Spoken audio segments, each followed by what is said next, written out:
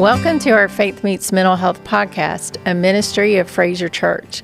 This week you will hear from Dr. Matthew Sleeth, a former emergency room physician from Lexington, Kentucky, who recently presented at Fraser's May 6 Mental Health Summit about how to be a force for life in a culture of suicide. Dr. Sleeth resigned from his position at a hospital to teach, preach, and write about faith and health. He has spoken at more than 1,000 churches, campuses, and events, including serving as a monthly guest preacher at the Washington National Cathedral. Thank you. It's wonderful to be here, and I don't know about you, but I was pretty wowed with the first two speakers. So, any questions? I think they answered pretty much everything. I am going to be talking quite a bit specifically about suicide, a difficult topic. And I'm going to tell you where I'm coming from as I think about this with you. In other words, what are the worldviews that I bring to this? I'm going to talk a little bit about what is happening with suicide in our country over a period of years. What's the trends around suicide, in other words. I'm going to talk about what the Bible says about this. And I'm sort of known as an amateur theologian. I think I've taught in about 50 seminaries. And so I want to dig into that. I want to talk about what has the church been doing about this historically, as in the distant past, but also in the recent past.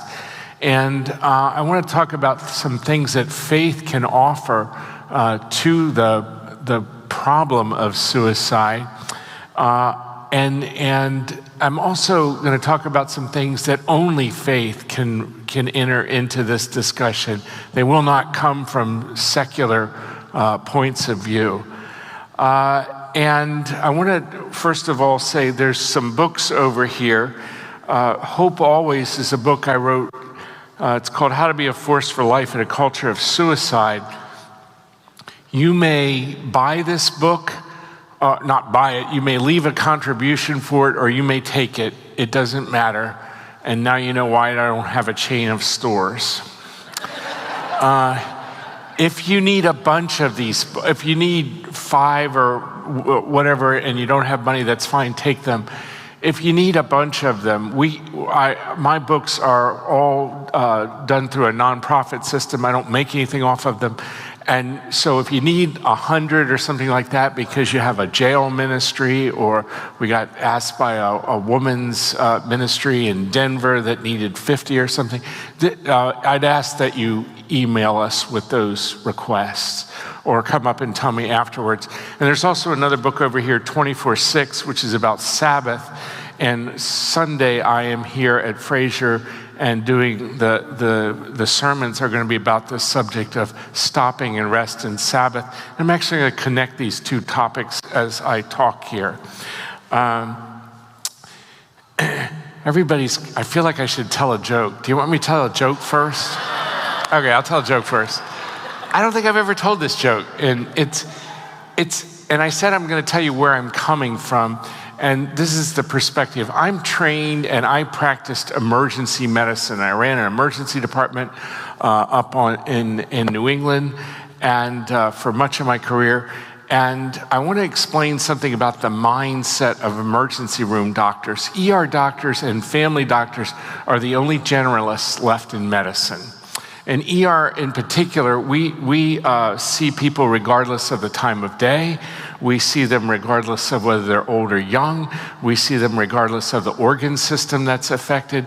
We see them regardless of the severity of the disease. And we see them whether or not they can pay. And I really like that. I'm a generalist kind of thinker. And this joke kind of illustrates that. There's 3 doctors that go out duck hunting. Has anybody here ever been out hunting? Yes, okay. I am not in Connecticut. I can get away with this. Okay, so they go out hunting, and there's an ER doctor, and there's a surgeon, and there's an internist. And they get out, and it's real early, and the sun's just beginning to come up, and they hear this quack, quack, quack, and they all start to get up, but the surgeon shoves the other two doctors down. Bang! Bird hits the water, and the bird dog brings it in and everything. He said, I don't know what this is, but I'm going to give it to my friend, the pathologist, when we get back. A little while later, quack, quack, and the internist jumps up and he says, my turn. Duck, rule out pheasant, could be quail. Never gets a shot off. A little while later, the sky is, have you guys heard this before? Oh no, good, a fresh joke. All right. A little while later, the sky is covered with birds. Quack, quack, quack, quack, quack. ER doc gets up, says they're mine. He unloads a machine gun into the air. Hundreds of birds hit the water, and then he says, I don't know what they are, but they're dead now, okay? And so the point being is that in emergency medicine, we're for what works, okay? If it works, we're all for it. And I bring a little bit of that to this, and so I come to this question of suicide, first of all, as a physician. I was a very unlikely person to go to medical school because I'd flunked out of high school, the 10th grade. It's a too long a story probably, but I met this wonderful woman. I was a carpenter, and I met this wonderful woman, and she was from a Jewish home, and we fell in love, and it was her parents' worst nightmare. Can you fathom? If you're getting married into a Jewish family, there's only one way to get on the right side of your in-laws. Do you know what it is? Go to medical school, yeah. And so that's why I went to medical school, so my mother-in-law would be nice to me. So when I went to medical school, and undergraduate school and then medical school, my faith background was that I was an atheist. I did not believe in God. And I thought that I'd seen what bad things religion could do. And so my worldview was not one that encompassed God at all. If you couldn't measure it, if you couldn't reproduce it, I didn't want to talk to you about it. Nonetheless, I believed in Hippocratic medicine. Everybody here has probably heard of the Hippocratic Oath, right? It's an oath that doctors have taken for 2,500 years on our planet in Western society. It's only recently been dropped from most medical schools, but I believed in that. And so this oath precedes Christianity on the planet by about 500 years. And in that oath, you swear that you will never take someone's life, whether that's the life of the unborn, and you will not help anyone commit suicide. And that seemed to make sense to me. Even though I didn't believe in God, it made sense to me to have a clear mission to protect life. And so that was my worldview that I brought to this. When I became a Christian, and I became a Christian about 21 years ago, I found that there was another whole worldview, a biblical worldview. And it's an interesting thing that when Christianity meets a lot of other systems, it doesn't work well. It's called syncretism. That's the fancy word for when Christianity and something else gets combined.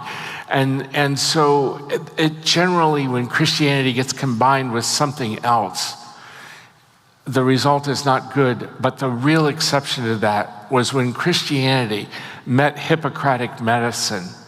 It was a marriage literally made in heaven. And so whether you realize it or not, Christianity is one of the most medicine-based, or the most medicine-based religion on the planet. When Jesus is asked by John's disciples, are you the one? Are you the Messiah? Are you the one that John baptized? What Jesus says is, we opened a hospital. We got ophthalmology, the blind see. We got ENT, the deaf hear. We've got orthopedics, the lame walk. We've got dermatology, the lepers are healed. And down in the ER, they're resuscitating people from the dead. Jesus is constantly going about the work of healing. And so Christianity and Hippocratic medicine found this marriage. And I don't think it's by accident. I think it is God's providential plan that the largest single portion of the New Testament, the good news, is written by a Greek physician that practices Hippocratic medicine. And I want to, and we live with that, and we take it for granted in Western society. And I just want to contrast this to what other systems can be like. I have 2 children. I am blessed. I have a son and a daughter, and my son is the head of the pediatrics department at Tenwick Hospital in Kenya. Anybody ever heard of that? Yeah, it's a big missions hospital. And I just came back from there about a week ago. And he has a huge medical service. He had about 80 kids on his service when I was there. That's big for a U.S. hospital. And one of the most frustrating things to him is when the national hospitals simply shut down. And the greatest frustration to him is when they shut down and they kick people out because the docs or the nurses are going on vacation or strike or they've been overwhelmed, is when they transfer a woman in labor to his hospital and the woman and the child dies getting there. Can you imagine that happening in the United States? It doesn't happen. It never happens. Why does it not happen? Why is our ethic different than theirs? Because Luke, the beloved physician, never deserted Paul. And so there are many Christian ethics that we bring to medicine that have been discussed here this morning, which we almost take for granted in our society, but do not take them for granted. Without Christ as our leader, they will go away eventually. And so I bring that perspective of Hippocratic medicine, and I bring the perspective of my faith, which I found 20 years ago. And just to fill in just a tiny bit more, I found the Lord.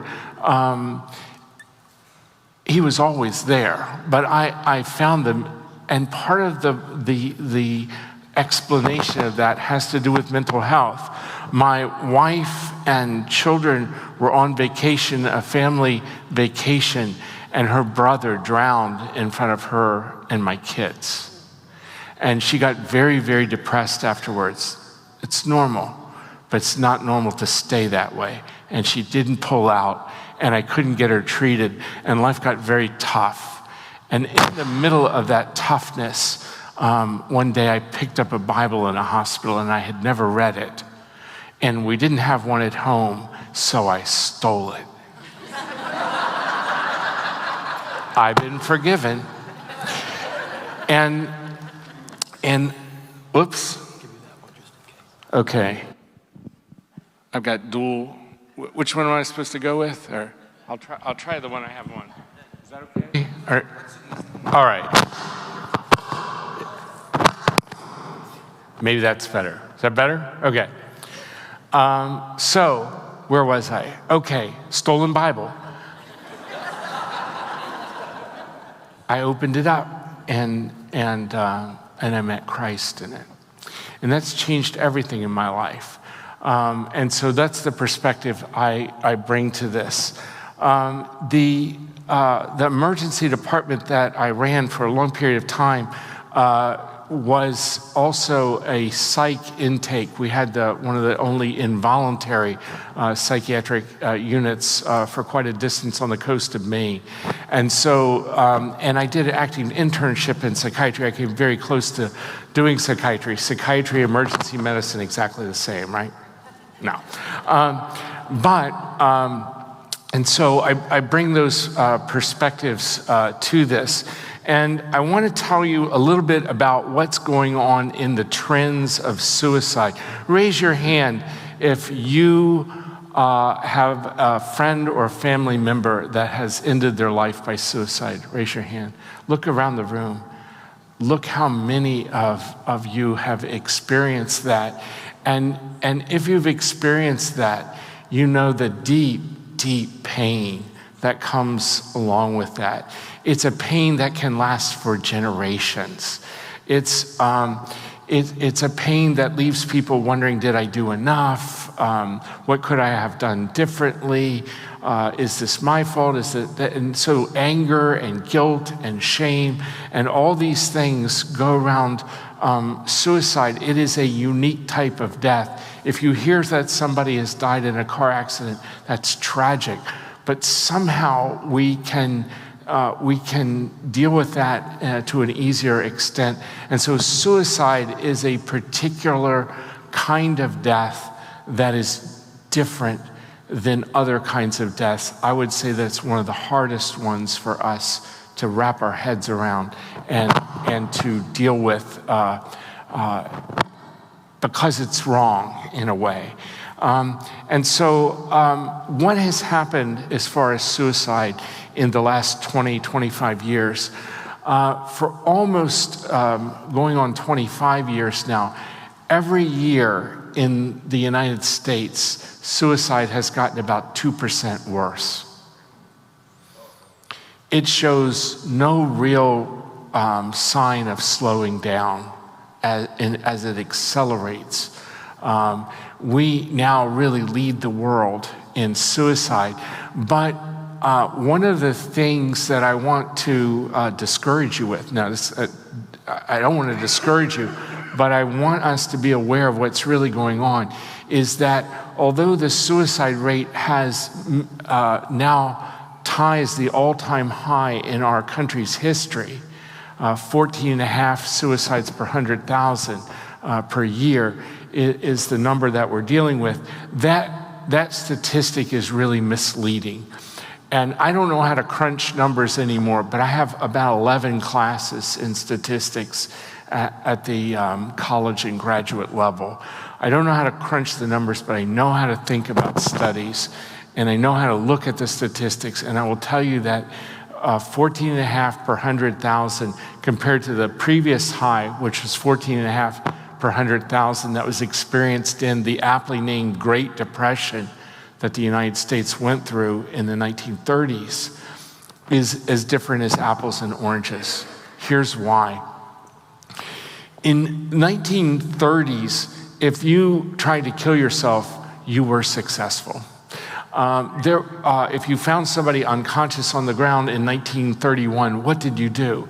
Pick up the phone? Well, only about 20 to 30% of homes in the United States had a phone.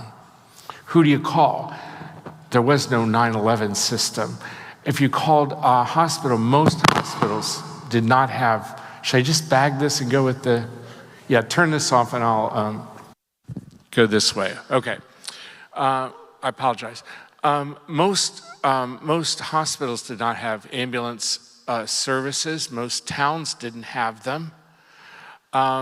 If you got somebody to the hospital, the majority of hospitals in the United States did not have what were called casualty wards back then, or emergency departments.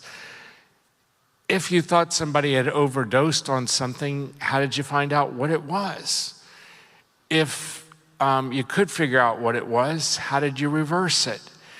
The most common thing that happens when people overdose is that they knock out their respiratory drive. And today, if somebody knocks out their respiratory drive, we simply intubate them and put them on a ventilator. And we wait until their respiratory drive comes back, usually in a couple of days or whatever. In 1930, there was a very primitive machine to resuscitate newborns that some hospitals had. It was a temporary thing, but there was no way, there weren't iron lungs yet or anything. There was no way to resuscitate those people. Almost everyone who tries to commit suicide today is rescued. Thank God. Okay? We have a 911 system. We can bring mobile hospitals. We can reverse drugs. We can ventilate people. 20% of the people who shoot themselves or jump off buildings can be saved if they're gotten to a trauma center in what's called the magic hour of trauma.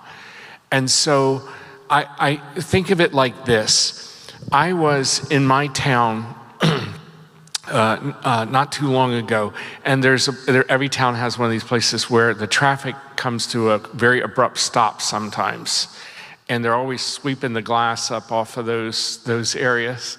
And in my town, it's where the hardware store is, and so I smashed on my brakes. Everything came to a stop. I smashed on my brakes, and I stopped. Great. And then you glance up in the rearview mirror to see what your fate is. Has anyone done this? And here was my fate. There was a guy with his hands over the steering wheel texting.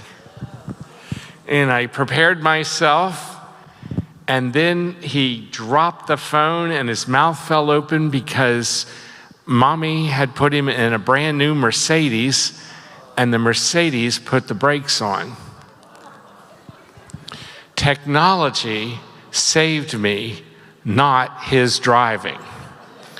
He stinks as a driver, and I think Mommy ought to take the key fob the Mercedes away. But technology is hiding the extent of the problem of suicide. If we were to subtract the technology of today, and I did a kind of a back of the envelope calculation on this, our suicide rate would go up to around 300 per 100,000. That's a number that's never been experienced on the planet before, anywhere, anytime, in any society. We are in the midst of something nobody's ever seen. And it gets worse. Because in 1931, if I found somebody dead on the floor and there was a syringe and there was heroin in it, that was counted as a suicide. Today, it's not.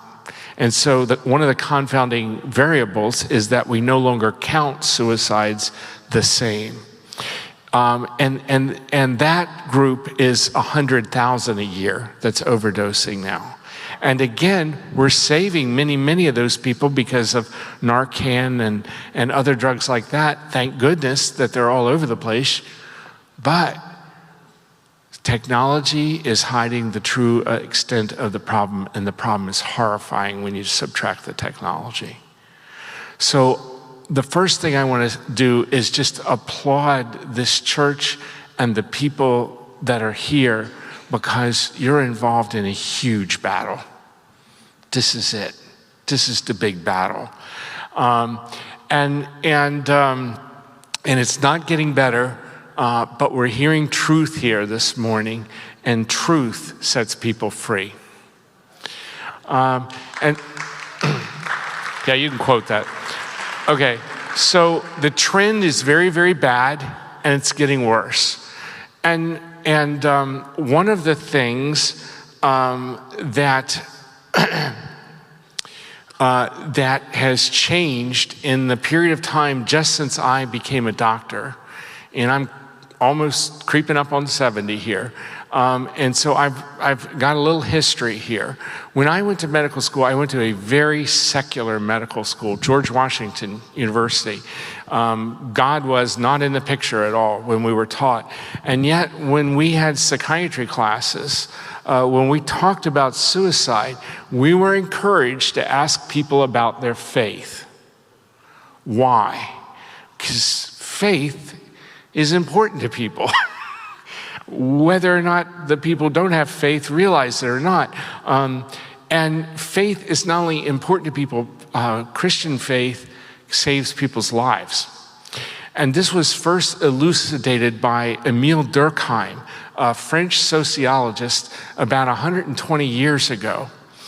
And he actually studied this. And a Christian, it's not just true for Christianity, it's also true for Judaism, but Christianity has been studied as a protective force against suicide, and a committed Christian is 4 times less likely to take their life than an atheist.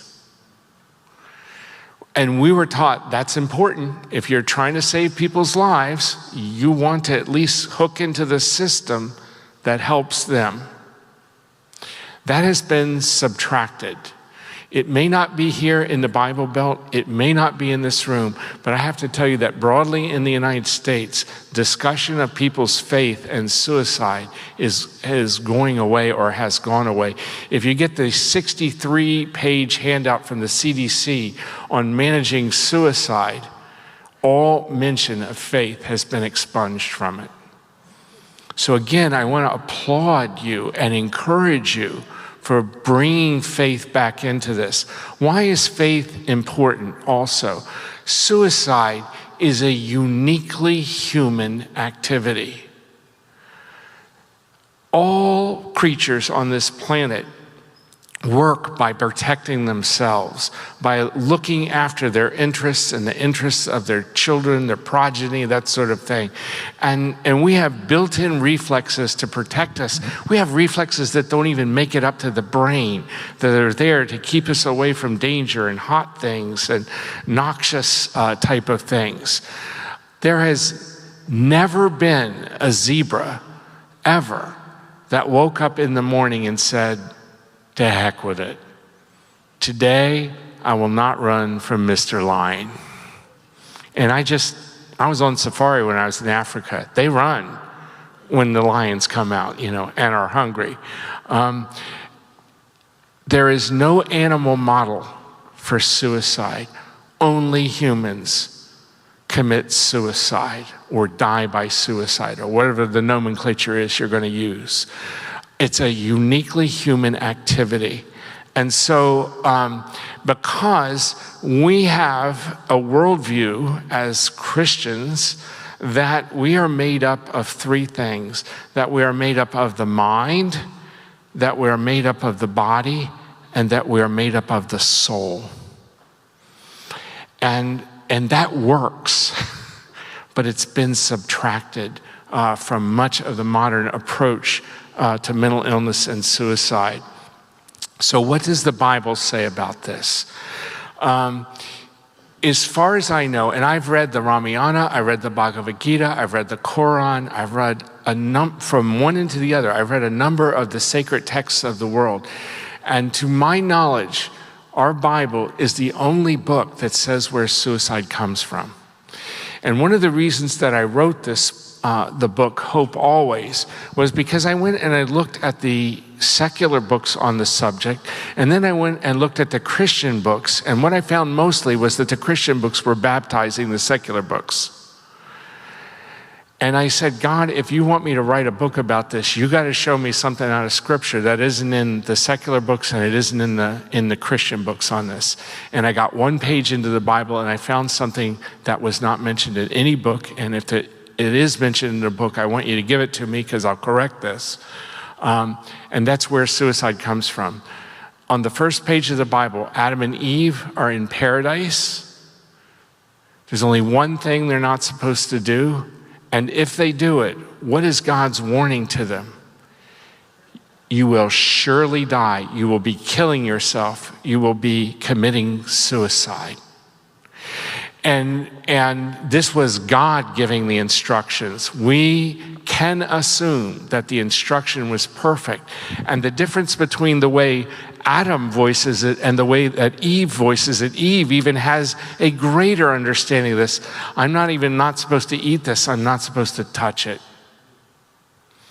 And yet they did the one thing they were told would kill them. And they didn't do it alone.